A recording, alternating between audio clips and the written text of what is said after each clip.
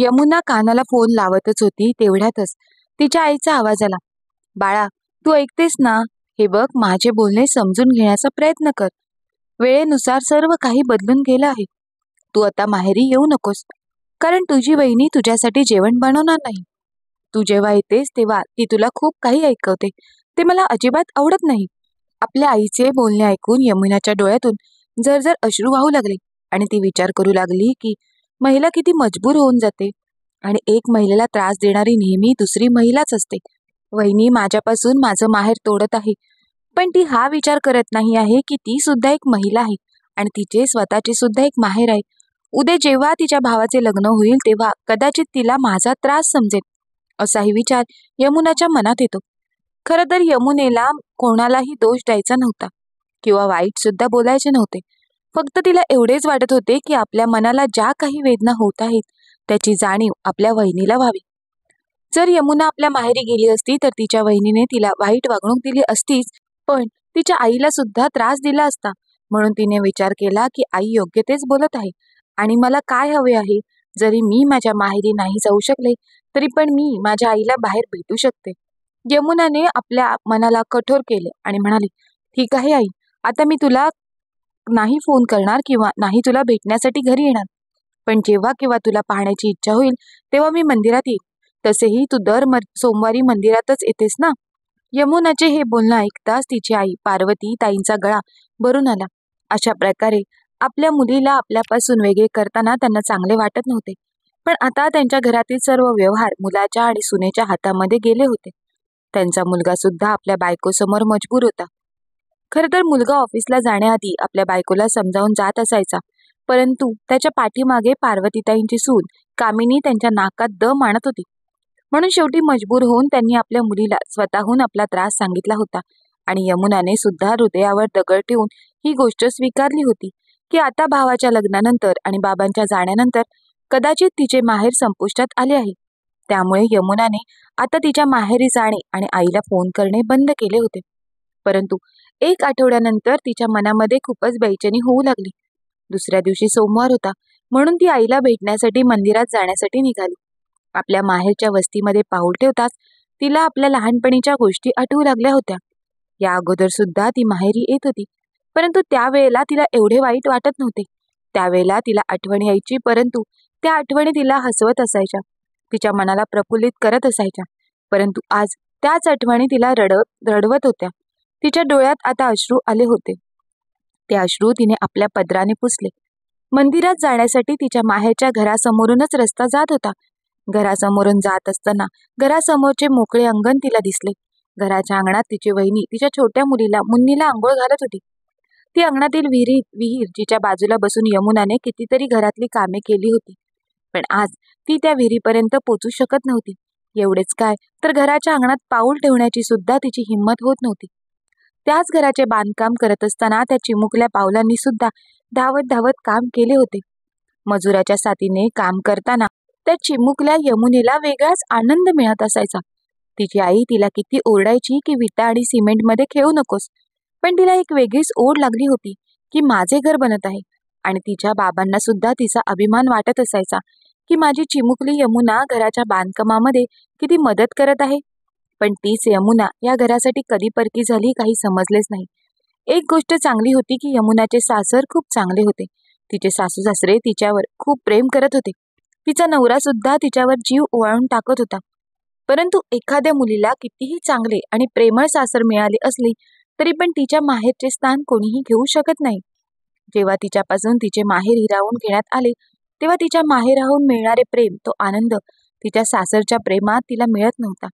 किंबहुना तिच्या सासरचे प्रेम त्या प्रेमाची बरोबरी करू शकत नव्हते, जे प्रेम तिला तिच्या माहेरी आल्यावर मिळत होते. शेवटी ती जड पावलांनी आपल्या माहेरच्या घरात निहाळत पुढे निघून गेली. मंदिरामध्ये पोहोचल्यानंतर ती आपल्या आईची वाट पाहू लागली. अर्ध्या तासानंतर तिची आई मंदिराच्या पायऱ्या चढत असताना तिच्या नजरेस पडली. तिची आई सुकून काटा झाली होती. दिवस रात्र तिला चिंतेने घेरले होते, कारण तिच्या मुलीचे माहेर तुटले होते. आपल्या मुलीला मंदिरात पाहून ती धावतच आपल्या मुलीजवळ गेली आणि तिला आपल्या घट्ट मिठीत पकडून रडू लागली. तेव्हा यमुना म्हणाली, आई, तू रडत का आहेस? तुझी तब्येत बिघडेल. तेव्हा पार्वतीताई हात जोडून म्हणाल्या, बाळा, मला माफ कर. मी तुझ्यासाठी काहीच करू शकले नाही. जर मी माझ्या सुनेसमोर माझे तोंड उघडले असते तर तिने मला एक दिवस सुद्धा सुखाने जगू दिले नसते. मग मी काय करू? मी मजबूर आहे. म्हातारपणी कसे दिवस पाहायला मिळत आहेत. असे म्हणत त्या पुन्हा जोरजोरात रडू लागल्या. तेव्हा आपल्या आईच्या डोळ्यातील अश्रू पुसत यमुना म्हणाली, चल आई, पूजा कर आणि मला प्रसाद देऊन आशीर्वाद दे. त्यातून मला थोडीफार हिंमत मिळेल आणि मग मी हे सर्व झेलू शकेन. असे बोलताना यमुनाचा आवाज सुद्धा भारी झाला होता. दोघी माय लेकींनी मात्र एकत्र मिळून पूजा केली. प्रसाद घेतल्यानंतर यमुना जड मनाने मंदिरातून निघून आपल्या घराकडे जाऊ लागली. आज कितीतरी दिवसांनी आपल्या आईला भेटून तिला चांगले वाटले होते. तरी सुद्धा एक गोष्ट तिला टोचत होती की आपल्याच आईला भेटण्यासाठी तिला चोरासारखे मंदिरात यावे लागते. ती जेव्हा सासरच्या घरी पोहोचली तेव्हा तिथे शांतता होती. तिच्या सासूबाई सुद्धा तिची परिस्थिती समजून होत्या. त्यांनी तिच्यासाठी आंब्याची पोळी बनवून ठेवली होती. त्या म्हणू लागल्या, सुनबाई, तुला आंब्याची पोळी खूप आवडते ना? ही घे, मी खास तुझ्यासाठी बनवली आहे. आपल्या सासूबाईंचे शब्द ऐकताच यमुनाच्या डोळ्यातून अश्रुधारा वाहू लागल्या. तिने आपल्या सासूला मिठी मारली आणि रडू लागली. तेव्हा तिच्या सासूबाई तिला समजावू लागल्या, हे बघ सुनबाई, वाईट वेळ प्रत्येकाच्या जीवनात येते, पण ज्याप्रमाणे चांगली वेळ राहत नाही तशीच वाईट वेळ सुद्धा जास्त काळ राहत नाही. ही गोष्ट खरी आहे की वाईट वेळ काढणे थोडे मुश्किल होते, पण बघ ना एक दिवस सर्व काही ठीक होऊन जाईल. तेव्हा यमुना विचार करू लागली की आता सर्व ठीक कसे होणार, कारण जोपर्यंत तिच्या वहिनीचे विचार बदलणार नाही तोपर्यंत तिचे माहेर तिच्यापासून दूरच राहील. खरं तर तिची वहिनी कामिनी आजकाल खूपच खुश राहत होती, कारण तिच्या भावाचे लग्न ठरले होते आणि त्या लग्नाची तयारी करण्यासाठी ती 1 महिना अगोदरच आपल्या माहेरी गेली होती, कारण तिला आपल्या भावाच्या लग्नाची चांगल्या प्रकारे तयारी करायची होती. तिला असेच वाटत होते की आपल्या भावाचे लग्न मोठ्या धूमधडाक्यात व्हायला हवे आणि पुढे झालेही तसेच. तिच्या भावाचे अगदी धूमधडाक्यात लग्न झाले. लग्नानंतर जेव्हा तिची वहिनी घरी आली तेव्हा कामिनीने तिच्या बरोबर प्रेमाने नाते जोडण्याचा प्रयत्न केला. तिला सुरुवातीपासूनच असे वाटत होते, जर आपण आपल्या वहिनी बरोबर प्रेमाने नाते जोडून ठेवले तर आपल्याला आपल्या माहेरी येण्याचा मार्ग मोकळा राहील. जेव्हा तिची वहिनी तिच्याबरोबर प्रेमाने वागत होती तेव्हा कामिनीला खूप चांगले वाटत होते. परंतु काही दिवसांनी तिच्या वहिनीचे तिच्याबरोबरचे प्रेमाचे वागणे बदलून गेले होते, कारण तिची वहिनी कामिनी घरी गेल्यानंतर नेहमी नाक मुरडत असायची आणि ताप आल्याचे नाटक करून ती आपल्या रूममध्ये निघून जात असायची आणि तिच्याबरोबर नीट बोलायची सुद्धा नाही. आपल्या वहिनीचे आपल्या बरोबरचे असे वागणे आता कामिनीला कुठेतरी खटकू लागले होते. तिच्या अशा वागण्याने कामिनीला वाईट वाटू लागले होते. म्हणूनच एक दिवस कामिनीने आपल्या आईकडे वहिनीची तक्रार केली. आई, आजकाल वहिनीला काय झालं आहे? माझ्याबरोबर नीट बोलत सुद्धा नाही. जेव्हा केव्हा मी माहेरी येते तेव्हा ती वाकडं तोंड करून रूम मध्ये निघून जाते. हे बघ, हे सर्व काही ठीक नाही. मी या घरची मुलगी आहे. मी इथे काही जमीन किंवा संपत्ती मागण्यासाठी येते का? जर मी या घरची मुलगी आहे आणि त्याच अधिकाराने मी कधी इथे आली तर वहिनी माझ्याबरोबर चांगलं वागू शकत नाही का? आता तर तू आणि बाबा ह्या जगात आहेत तरच ही अवस्था आहे. पुढे माहित नाही काय होईल. हे बोलता बोलता कामिनीच्या डोळ्यात पाणी आले. तेव्हा तिची आई स्मित हास्य करत म्हणाली, का बाळा, तुला एवढे वाईट का वाटत आहे? तू सुद्धा तर तुझ्या नंदेला माहेरी येण्यापासून बंद केले आहेस. मग तू तुझ्या वहिनीकडून एवढी अपेक्षा का ठेवतेस? आपल्या आईचे हे शब्द ऐकून कामिनी हैराण झाली. ती म्हणू लागली, आई, माझी नणंद खूपच लालची आहे. ती आली की नेहमी मला किचनमध्ये कामं करायला लागायची आणि ती नेहमी घरामध्ये भांडण लावण्याचा प्रयत्न करत असायची. तेव्हा तिची आई हसत म्हणाली, तुझे सत्य तुलाच माहीत, पण तुझ्याबरोबर जे काही घडत आहे त्या बाबतीत मी काहीच करू शकत नाही. ज्याप्रमाणे तुझ्या सासूबाई त्यांचे म्हातारपण बिघडू नये यासाठी घाबरून काही बोलत नाहीत, त्याप्रमाणे मी सुद्धा काही बोलू शकत नाही. नाहीतर माझे सुद्धा म्हातारपण बिघडून जाईल. म्हणूनच मी तुम्हा दोघी नणंद आणि वहिनीमध्ये येणार नाही. आपल्या आईचे हे शब्द कामिनीला चांगलेच लागले होते. त्याने तिला खूप मोठी ठेच पोचली होती. खरं तर तिचे कर्म फिरून पुन्हा तिच्याकडेच आले होते. याचा तिला खूप मोठा झटका बसला होता. ती अगदी शांतपणे आपल्या माहेरच्या घरातून निघाली आणि रिक्षामध्ये बसल्यानंतर तिच्या मनामध्ये खूप सारे विचार येऊ लागले. दुःखद विचाराने तिची विचारशक्ती थोडी कमजोर पडू लागली होती. पण तिच्या मनात ही गोष्ट सुद्धा येऊ लागली होती की आपण आपल्या नंदेच्या सोबत चुकीचे केले, त्याचेच परिणाम आपल्याला भोगावे लागत आहेत. तिला आता वाटत होते की ज्याप्रमाणे आपण आपल्या नंदेचे माहेर तोडले त्याचप्रमाणे आपले माहेर सुद्धा तुटू नये. आता तर हळूहळू आपल्या वहिनीचा व्यवहार आपल्या समोर येत आहे, पण पुढे जाऊन वहिनीने माझ्याबरोबर भांडण केले आणि माझ्या स्वाभिमानाला ठेच पोचवली तर मी पुन्हा कधीच त्या घरात पाऊल ठेवू शकत नाही. कारण जिथे माझा मान सन्मानच होत नसेल तिथे मी कशी जाणार, ह्या विचाराने तिच्या मनात धडकी भरली. मग ती आपल्या नंदेच्या यमुनेच्या जागी स्वतःला ठेवून विचार करू लागली. तेव्हा हळूहळू तिला आपल्या चुकीची जाणीव होऊ लागली. तेव्हा तिची नणंद बाहेर यायची तेव्हा ती कोणतीही फरमाईश करत नव्हती.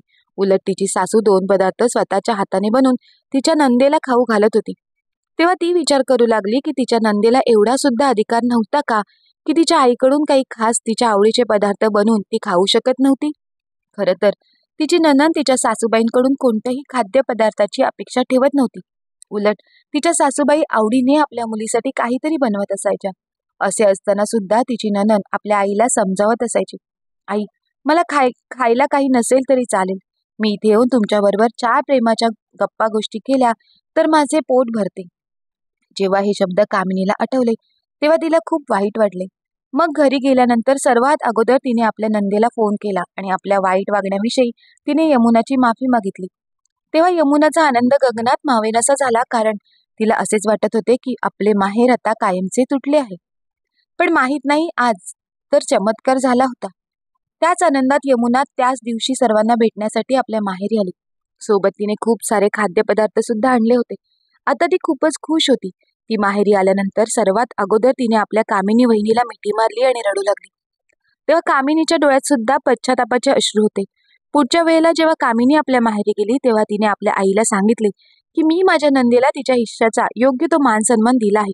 मग माझ्या माहेरी सुद्धा माझ्या हिस्साचा मान सन्मान मला मिळेल का? तेव्हा तिची वहिनी तिच्यासाठी चहा नाश्ता घेऊन आली आणि म्हणाली, हो ताई, तुम्हाला सुद्धा तुमच्या हिस्साचा योग्य मान सन्मान मिळेल. कारण मला जेव्हा समजले की तुम्ही तुमच्या नंदेचे माहेरी येणे बंद केले आहे तेव्हा मी सुद्धा मुद्दामहून तुमच्या बरोबर वाईट वागण्यास सुरुवात केली. कारण तुम्हाला तुमच्या चुकीची जाणीव व्हावी. इतर दुसरे कोणतेही कारण नाही. हे घर तर तुमचेच आहे आणि या घरात तुम्हाला नेहमीच प्रेम आणि सन्मान मिळत राहील. आपल्या वहिनीचे हे बोलणे ऐकून कामिनीने आपल्या वहिनीला मिठी मारली आणि सुटकेचा निश्वास सोडला. तिला आता जाणीव झाली की आपले कर्म सुधारले आहेत. त्यामुळेच आपले माहेर, आपला मान सन्मान आपल्याला परत मिळाला आहे. कोणत्याही मुलीचे माहेर तोडण्याचे काम जी व्यक्ती करते ती व्यक्ती कधीही सुखाने जगू शकत नाही.